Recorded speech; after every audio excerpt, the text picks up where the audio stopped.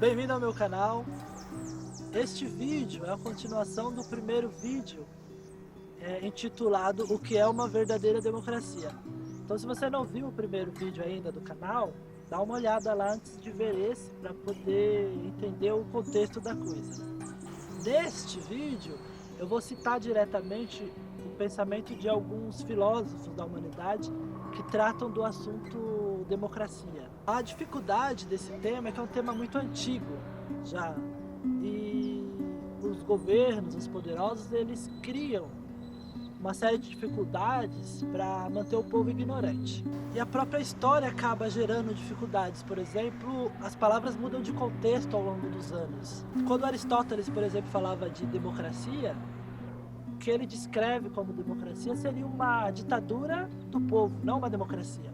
Então, o conceito, a ideia por trás das palavras muda. O Rousseau mesmo, quando ele fala de...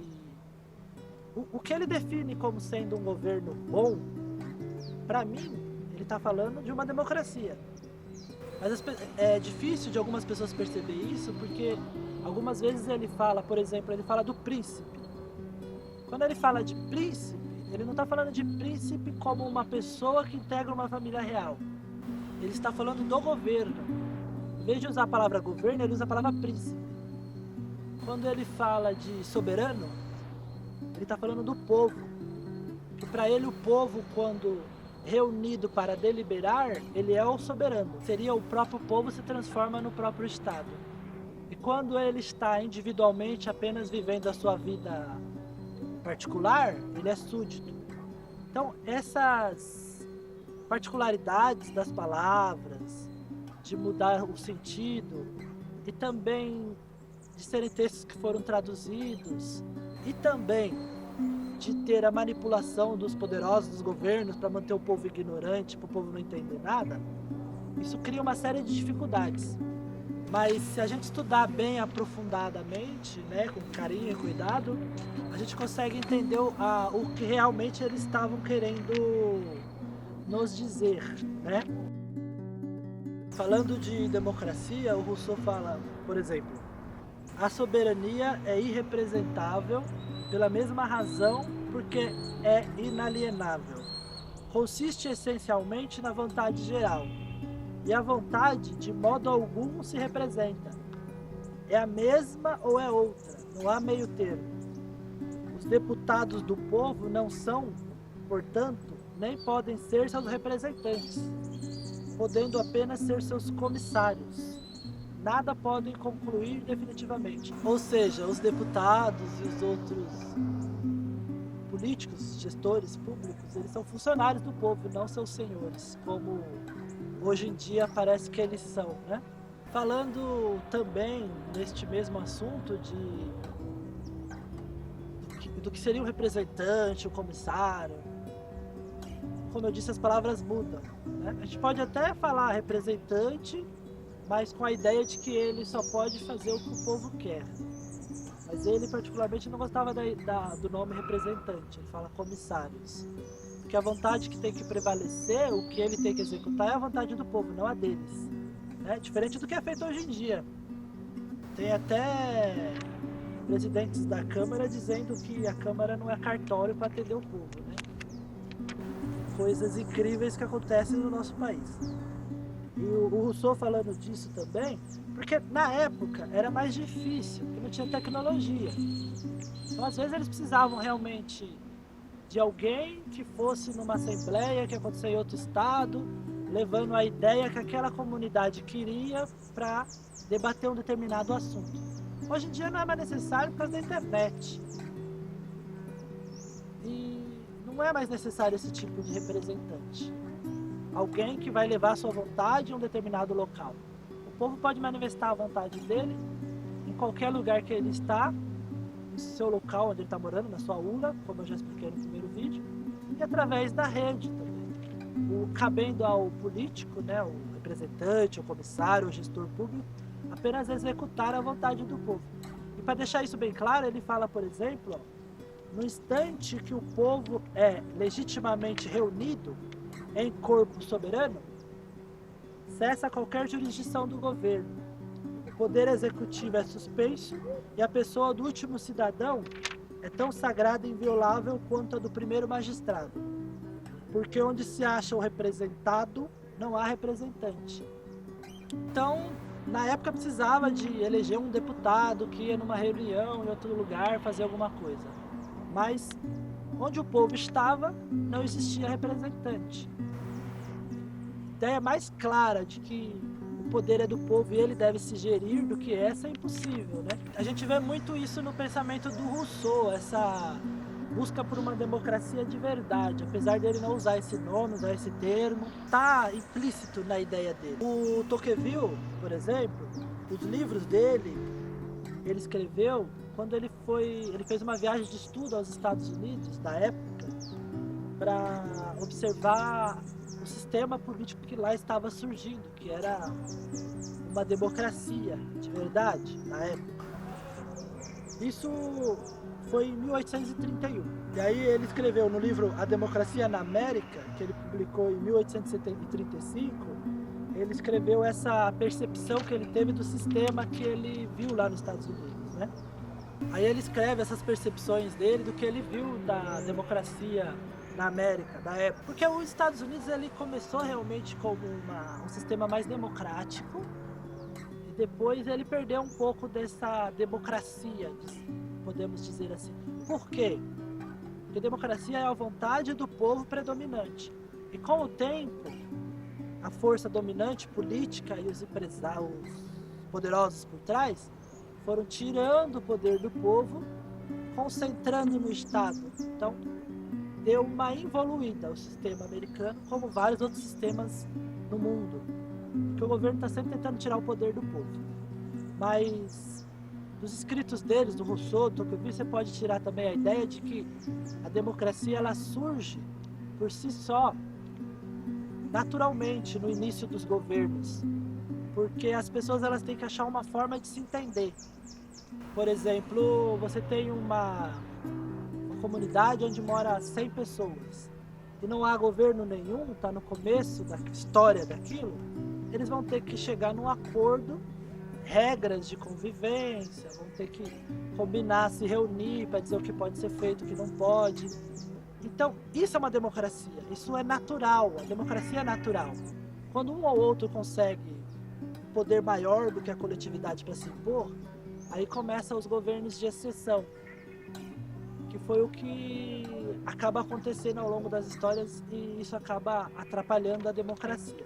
O Tocqueville, por exemplo, ele escreveu assim, o povo jamais tendo concebido a ideia de outro estado social senão o seu, sem imaginar que viesse um dia a poder igualar-se aos seus chefes, recebia os seus benefícios e nunca discutia os seus direitos. Amava-os quando eram clementes e justos e submetiam-se a eles sem dificuldade nem servilismo, como se fossem males inevitáveis a eles enviados pelas mãos de Deus. Na verdade, os usos e costumes haviam estabelecido os limites à tirania e fundado uma espécie de direito no meio da força. Aqui ele está falando sobre governos autoritários da Europa da época. E dizendo que o povo se acostumou com aquilo e aceitava que era aquilo mesmo, tinha os senhores lá, os reis. Da mesma forma que a gente acostumou e a gente aceita hoje em dia, de que o político vai lá e manda e comanda. Essa ilusão, essa mentira, que faz com que o povo deixe de ser senhor de si mesmo, que ele é numa democracia, e passe a ser servo, escravo. A gente acha que elege políticos, por exemplo, mas nem o político você não elege, porque ninguém pode se candidatar sem autorização de um partido político, por exemplo, no Brasil. Então, os políticos que são candidatos já foram escolhidos antes pelos partidos políticos e pelos poderosos que estão por trás dos partidos, financiadores das campanhas. Então, a gente nem elegeu o político, a gente não elege. Tem 3 ou 4 candidatos lá a presidente, você escolhe entre eles. Você não está escolhendo o presidente, você escolhe entre os que já foram escolhidos. E além de nem escolher o político que vai te governar, a a gente ainda nem consegue mandar no governo. Não é o povo que decide, são os políticos que decidem as coisas. Isso não é democracia, nunca foi. Ele cita também uma outra coisa que eu achei interessante, aqui ó, imagina, aí falando de um governo já mais democrático, que foi o que ele viu nos Estados Unidos, os governos que surgem naturalmente nas sociedades quando não há um poder se impondo, né? Imaginam então uma sociedade na qual todos, considerando a lei como sua obra, porque o governo realmente é democrático, a lei passa pela aprovação do povo, então é sua obra. Ter-lhe-iam amor e a ela se submeteriam de bom grado, não é uma imposição, é algo que eles querem para gerir a sociedade. Uma sociedade na qual, por ser a autoridade do governo respeitada como algo necessário e não de natureza divina, o amor que se demonstraria ao chefe de Estado não seria jamais uma paixão, mas um sentimento racional e tranquilo. A monarquia costumava muito dizer que o rei ele era escolhido por Deus, né? Que era a origem divina do poder real. Por isso que ele fala, não de natureza divina, mas uma coisa necessária para gerir a sociedade. Que não seria uma paixão, seria um sentimento racional. Infelizmente, a gente tem pessoas que se movem até hoje em dia pela paixão, né? Existem políticos que são adorados. Em vez de ser alguém que está lá para servir o povo, são considerados realmente, sei lá, representantes da vontade de Deus, né? Como todos teriam direitos e lhes seriam assegurados a conservação dos seus direitos, estabeleceria entre todas as classes uma confiança viril e uma espécie de recíproca condescendência, tão distante do orgulho quanto do servilismo. Conhecendo seus reais interesses, o povo compreenderia que para tirar proveito dos bens da sociedade, seria preciso submeter aos seus encargos. O povo teria noção de que a sociedade realmente é fruto da vontade dele. Então, pagar o imposto, votar as leis, são obrigações necessárias para fazer a sociedade funcionar. Então, isso não seria mais um encargo, seria realmente algo necessário. Isso ele vê que acontece em governos realmente democráticos, como aquele que ele estava presenciando nos Estados Unidos da época. Quando a gente vai analisar o pensamento do Rousseau, do Tocqueville, vai bem nessa ideia de buscar o que seria realmente uma democracia, que é uma organização justa, né, que realmente atenda aos anseios do povo e que seja comandado pelo povo. Isso você encontra em todos os pensadores. Se você souber prestar atenção para tirar fora alguns conceitos que não tem a ver com o assunto ou algumas distorções por causa da época, como eu falei, da mudança das palavras. Até do Aristóteles eu consegui tirar um pouco de democracia por trás dos pensamentos dele. Por incrível que pareça, porque o Aristóteles não era um defensor da democracia. Ele gostava mais de monarquia, porque ele estava junto com os nobres, né? Mas também porque as pessoas não vão muito além do seu tempo, né? Aristóteles é 3 séculos antes de Cristo, é muito tempo atrás. E ele é considerado um dos maiores filósofos da humanidade, né? Foi discípulo de Platão. Ele busca, então, quando ele faz os escritos dele, ele busca o que seria um governo virtuoso. Ele não fala o que é democracia, é um governo virtuoso. Rousseau também não fala o que é democracia, o que é um governo realmente que atenda à vontade do povo. Então, mas se você buscar através disso a essência, você vai ver a democracia.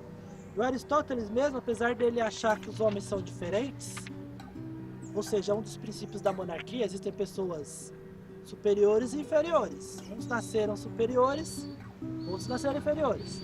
É um dos princípios da monarquia que ele defende. Apesar dele acreditar realmente nisso, ele, ao buscar o que seria um governo virtuoso, ele acaba falando essências, né? Ideias, princípios democráticos. Mas essa democracia que ele defende seria entre os nobres. Então ele fala, o governo virtuoso precisa ser assim, assim, assim. Esse assim, assim, assim que ele fala, entre os nobres, é algo democrático. Se você vencesse a barreira dos nobres e estendesse para o resto da população, você teria realmente um governo democrático. Por exemplo, o pensamento dele, os bárbaros, a mulher e o escravo se confundem na mesma classe. Isso acontece pelo fato de não lhes ter dado a natureza o instinto de mando, ou seja, nasceram para obedecer. Esse era o pensamento dele, que ele é meio... não é a favor da igualdade das pessoas. Mas de dentro do sistema que ele defendia entre os nobres, existe uma estrutura um pouco mais democrática. Por exemplo, visto que as palavras Constituição e governo significam a mesma coisa, visto que o governo é a autoridade suprema nos estados e que forçosamente esta autoridade suprema deve repousar nas mãos de um só, de vários ou de uma multidão, segue-se que um só ou vários ou a multidão usem da autoridade com vistas a satisfazer o interesse geral. Se isso ocorrer, a Constituição, que é o governo, é puro e sã. Ou seja, se quem estiver exercendo o poder fizer isso em função, tendo o objetivo de satisfazer a vontade geral, esse governo, essa Constituição, vai ser pura e sã. Forçosamente ao contrário, se governa com vistas a satisfazer o interesse particular dos governantes, de um só, de vários ou de uma multidão, a Constituição é viciada e corrompida. Então, daí você decorre que esse governo que ele fala que é são, que é virtuoso, é uma democracia. Porque se você satisfazer o interesse de todos, é uma democracia. Mas como satisfazer o interesse da população sem saber o que a população quer? Então a população tem que dizer o que ela quer para que isso seja satisfeito. E se a população disser o que ela quer e o governo tiver o objetivo de satisfazer, ou seja, o governo vai obedecer o interesse do povo para satisfazer o interesse do povo. Logo a gente tem uma democracia. Só que para ele isso esse interesse do povo seria dos nobres, não do povo no geral. Porque só quem contavam eram os senhores, os homens, logicamente, e os nobres, os ricos. Mas, ao buscar um governo virtuoso, ele acabou chegando numa democracia. Isso que é o bom da filosofia. A filosofia, quando ela estuda um determinado assunto, ela vai aprofundando e acaba achando a essência, que é uma essência comum para tudo. Então, o Rousseau chegou na mesma essência, Tocqueville chegou na mesma essência, e o Aristóteles também, apesar de ele não ter conseguido fazer com que essa ideia se tornasse algo geral para toda a população, porque ele não acreditava que as pessoas eram iguais. Então, eu cito principalmente esses três pensadores, Aristóteles, Rousseau e Tocqueville, que são os maiores filósofos da humanidade, do livro TCC Reprovado. Aqui não dá para falar de totalmente, né, todas as passagens, mas vocês podem ver isso melhor lá. É basicamente isso. Aí o link para o livro vai estar aí na descrição do vídeo. Se você não viu, veja o primeiro vídeo para complementar esse, né? E os próximos vídeos a gente vai explicando melhor, falando de outros assuntos correlatos que são necessários também para trazer subsídios, para a gente entender melhor essa história toda. E o governo, ao longo da história, ele vai realmente manipulando a opinião, os pensadores, tudo, para deixar o povo ignorante, para que o povo se torne submisso. Inclusive, eles citam quais são as táticas dos governos parasitários, autoritários, para manter o povo submisso. O próprio Aristóteles fala disso, inclusive. E é muito interessante, porque a tática de todos... Isso é mais antigo do que andar para trás. Tem 3.000 anos, né? O próprio Aristóteles fala disso, por exemplo. Manter o povo desinformado, distorcer a realidade. Tem uma série de coisas que são feitas, né? Dividir o povo, porque quando o povo está junto, você não consegue impor a sua vontade. Então os governos autoritários, eles têm uma série de táticas, mecanismos que são feitos para manter o povo como servo deles. Cobrar muito imposto, para deixar o povo pobre, por incrível que pareça. Cobrar muito imposto, dificultar a vida do povo, o povo não conseguir ganhar dinheiro, criar um monte de coisa, o povo não teve tempo de pensar, o circo, tal do pão e circo, né? Criar alguns tipos de divertimento para o povo não conseguir se concentrar, não conseguir ter tempo de pensar. Ixi, tem várias técnicas para manipular o povo e a gente vê isso na nossa sociedade de maneira muito clara. E é interessante a gente pensar que isso talvez tenha sido feito de propósito, né? Ou foi obra do acaso, mas está tudo descrito ao longo dos séculos, como manipular o povo e manter ele escravo, gado que é sugado, né? Então, é isso. Para a gente conseguir melhorar como sociedade, os indivíduos precisam melhorar, porque a sociedade é a reunião dos indivíduos. E é para isso que eu fiz esse canal e escrevi esses livros, e a sua ajuda é essencial para isso. Comente, curte, compartilhe, diga para seus amigos desse vídeo, leia o livro se você puder. Isso tudo ajuda a gente a distribuir o conhecimento para que as pessoas possam ter o conhecimento necessário para a gente conseguir construir uma sociedade. É assim que a gente vai conseguir derrotar a ilusão. Um monte de mentira contada há muitos séculos, a gente perdeu a noção da realidade, criou-se uma realidade paralela e essa ilusão toda. Por isso que as pessoas não conseguem entender as coisas, porque é muita mentira junto. Então a gente precisa desconstruir essa ilusão, para a verdade voltar a imperar novamente e o povo voltar a ser dono do seu próprio destino novamente. Muito obrigado pela sua atenção, até o próximo vídeo.